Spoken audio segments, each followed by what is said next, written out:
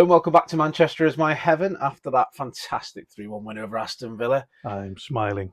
Smiling, and tonight, a nice Sunday night, smiling. Don't want to blow my own horn a little bit, but 3-1 prediction didn't quite go as I said. You know, there's a few elements in there with the little switch off of the goal, but we did come back. You did predict 3-1. Now, I did say last night quite boldly that we always score 4 against Villa in March. Should have had 5, shouldn't we? And we should have at least got 4.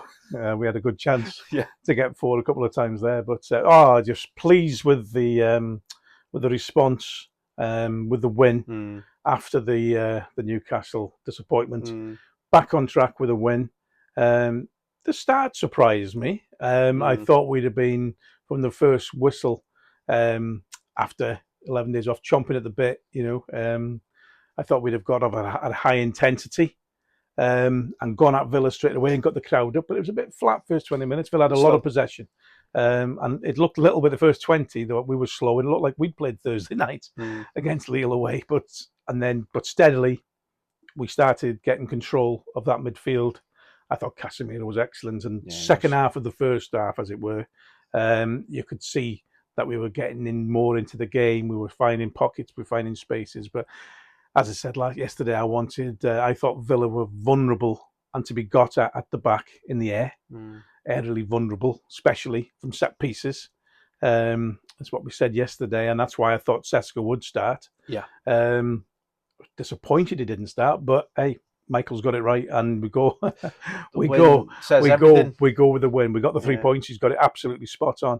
But in that first half, when Cunha put in a beautiful cross from the left, it was, I bet Sesko was sitting on the bench licking his lips at that, wishing he was there. Imagine him heading it in there. Diallo did well. He forced a save, but I think Sesko would have absolutely buried that. Yeah. And again, Diallo put in a lovely ball from the right, which is great. Which is what we wanted yesterday, getting in behind and getting balls into the box. But it was just a shame that we didn't have a 6'5" Sesko there.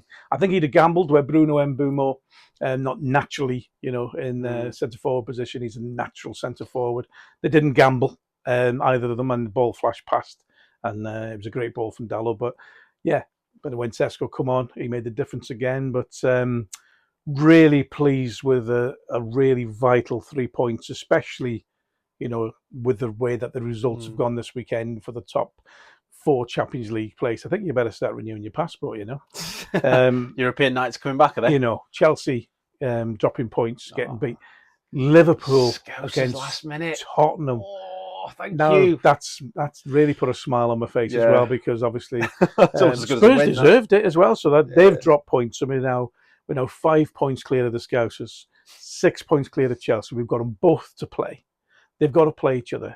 They've all got to play each other. City got to play Villa, and there's some really good games towards the end in our favour on that. And really, today it's all about the 3 points. That's really put a gap between us and Villa, bigger gap between the Scousers, and even bigger gap between Chelsea. So I'm chuffed with the 3 points. Yeah, we spoke about him the other day, Bruno Fernandes, and his comparison to being like Brian Robson in this team, and our era's Brian Robson. I'm not saying, like I said the other day, he is Brian Robson. He'd have a long way to go, but in terms Robson of a was midfielder, Casemiro and Bruno, literally, in terms of a midfielder having an impact on a game for us. Oh, he's dragging this team by the scruff of the neck in games. It was him. Early second half, first minute or so, won a corner because he was pressing. He set the tone for that second half performance. And he was encouraging. He was telling and instructing, and I could see him all the time. Just he was getting everybody sort of in line with it. But his quality second half, he was just the joke, innit? It was a joy to watch. His movement off the ball to become available his quality on the ball is there for all to see. But it's even the little body shimmies just to move away and give himself space is just look at that. He's best player in the league at the minute. Pure class. He's pure class. Pure class. He's brilliant. Obviously, he got his 100th assist today for United, which is just fabulous. That just tells you everything. Consistency. He's 4 assists away now from the record in the Premier League for the season. He's got the most assists in one season, just overtaking David Beckham today with that scrumptious pass for Cunha. What a ball, and Cunha took it so well. But going back to the first goal for Casemiro, who was again outstanding today. Yeah. We said Villa would be vulnerable from set pieces. Yeah, fair, wasn't it? That delivery from Bruno was outstanding.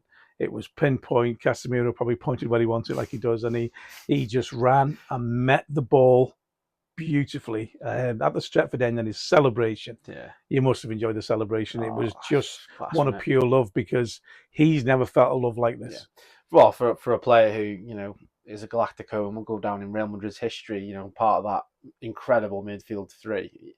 You look at him now, and the love he receives from the United fans is just something I don't think he's ever experienced. He hasn't.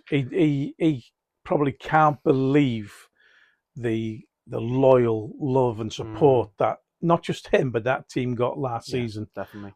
If Real Madrid finished 15th and lost the Europa League white final, hankies everywhere you look, isn't it?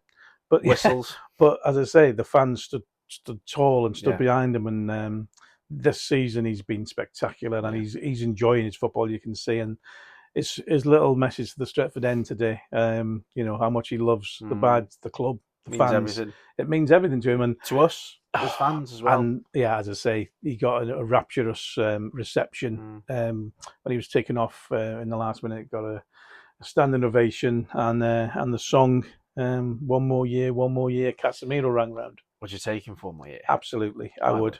I would, because even as he'd be vital with his experience. He'd be 1 year old, of course, but he looks even fitter than he did 2 years ago. Yeah. But his experience will be vital, and it's nothing that we haven't done before. Yeah. When Fergie was there, he would rotate. He would use a 34, 35-year-old Paul Scholes. Giggs at the same age would be rotated. We can use that experience again, especially when we go to, having a schedule with this new format of the Champions League.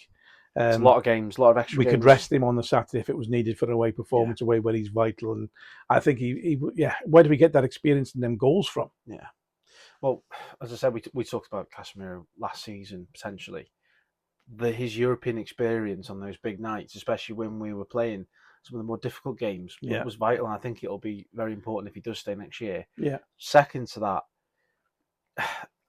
it's trying to put a positive spin on it, but we need a couple of midfielders, and some would argue 3 central midfielders to come in of different types. Well, certainly we need at least 2. Do you think that's too much work for one summer? I think we need at least 2 if Casemiro stays. Yeah, that's what I mean. Is it too much work for one summer when they're already looking at a left winger as well? And I'm not... Listen, we're football fans, we're Man United fans. I want us to sign the players that we need every single season. Go, right, let's fix all the parts of this. Let's complete this project in one summer. But I know... realistically, it's going to take time. Don't forget we got Dogu coming back as well. He's another one, isn't he? He can. He was doing so well. So yeah, I think hopefully his confidence, will be there. He's settled down.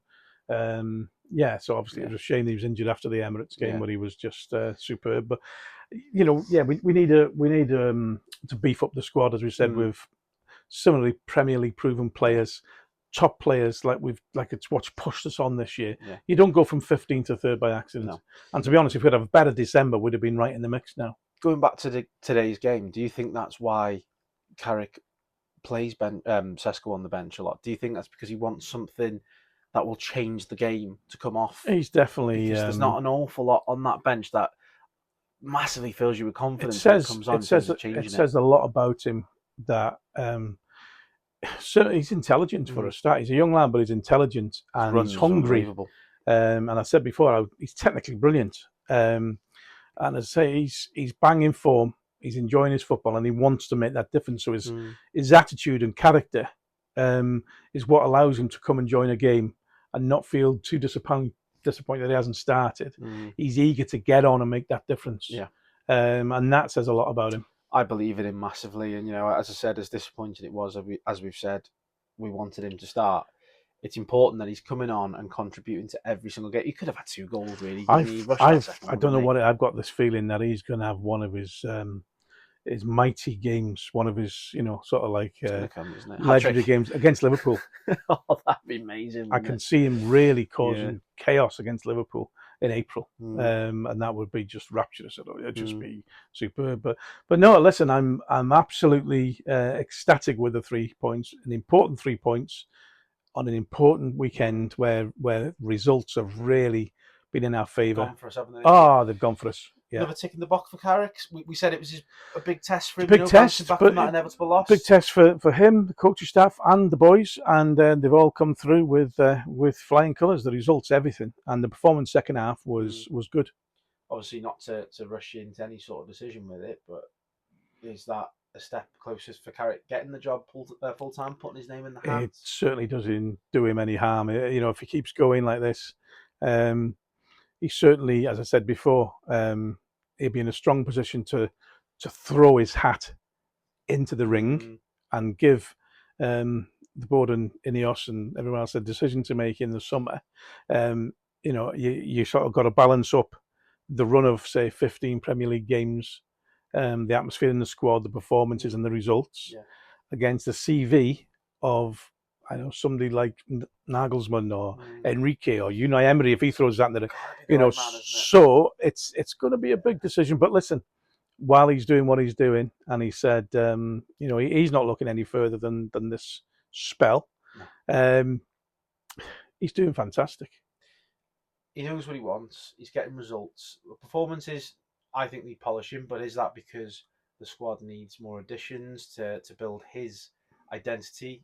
Because we've seen, as I said, flashes of the quick passing. There was a little bit of that today at times. It was better. It was better at times. The passing, it was too slow first half, especially first 20. But second half, there was some really good passing movements, creating space. And again, Bruno's vision at times was just exemplary. He's phenomenal. For me, he's PFA Player of the Year. He's outstanding. No problems at all. He's outstanding. But no, really happy. Onwards and upwards. Looking forward now to another 3 points, top performance at Bournemouth on Friday. As I said, got to keep the momentum. We've got ourselves in a fabulous position. And now we've hit the 30 game mark now, so we've got 8 games left: 4 at home, 4 away. Get a result on Friday night. That'll leave us with obviously 4 home, 3 aways, and you're just ticking games off.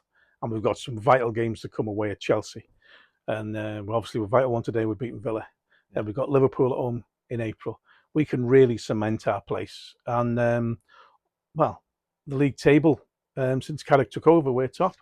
Well, the results have been there, and as I said, you can't have it all instantly. And I think that's the main thing with United fans is sometimes you'll get frustrated with certain performances, certain players, and we'll definitely do talks and deep dives into things that we think might need a bit more improvement there, or things we really like. As I said, I really like the results at the minute, so I'm not going to complain. The results are great. The results are great. Second half performance was great, and as I say, Bruno thoroughly deserved his man of the match today. Yeah. Absolutely outstanding, and he said himself, we can play better. Yeah, he knows that. The lads will know that, and be a lot more to work on between now and Friday. And again, I think we'll say Mason Mount was back on the bench today to improve that bench. The dog who's back on the grass. I've seen some footage of him training, hitting the ball well. I don't think he's too far away now. So, yeah, it's all positive stuff. Positive, and we'll be on to the next one in no time. So until then, we'll see you soon. See you in the week. Cheers, guys. Thanks a lot.